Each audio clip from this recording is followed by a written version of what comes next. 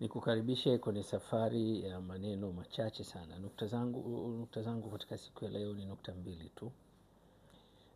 Kwa tina pita katika mitandao nikaona kauli moja ambayo mtu anazungumzia namna gani anavyoweza kuwa na mtu kama anamuhitaji. Ni vizuri sana kuwa na mtu, lakini kuwa na mtu kunaanzia safari ya jicho. Lakini nitachoweza kukizungumza mimi ni kitu kimoja tu.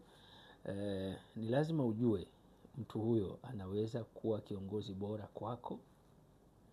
Je, mtu huyo anaweza akawa salama kwako. Je, faida ni ipi utakayoipata kwa mtu huyo. Je, madhara ni yapi utakayoyapata kwa mtu huyo. Hivi ni vitu unatakiwa kuvizingatia kabla hujaanzisha mahusiano na mtu ambaye unadhani anaweza akakufaa katika safari ya maisha. Ni vizuri sana ukajitambua, ni vizuri sana ukatambua unachofanya ni kitu gani katika safari yako ya maisha. Sio kila mwanaume anastahiki kuwa mume, na sio kila mwanamke anastahiki kuwa mwanamke. Madhara makubwa yanayotupata katika sisi wa Afrika ni kwa sababu ya kushindwa kuchukua maamuzi madhubuti mwanzo wa safari ya maisha yako. Na madhara yake ni makubwa sana. Ikatokea bahati mbaya katika safari ya maisha ukakutana na changamoto, gharama yake ni kubwa. Kwanza inakugharimu akili, lakini pili inakugharimu gharama, lakini tatu inahamasisha watu wengine kuingia katika sehemu ambao walikuwa hawatarajii kuingia. Kwa sababu wewe ni ndugu yao, wewe ni rafiki yao, wewe ni mtu wao wa karibu. Wanaweza kuguswa kwa namna moja au nyingine kutokana na changamoto unazopitia katika safari yako ya maisha. Kwa hiyo hatuna njia, inatulazimu tuone kila mwanaume anastahiki kuwa mume na kila mwanamke anastahiki kuwa mke, kwa sababu hatuna njia. Lakini kama tutatafakari kwa kina, ni lazima tuchukue hatua madhubuti ili kuepuka changamoto zinazoweza kujitokeza.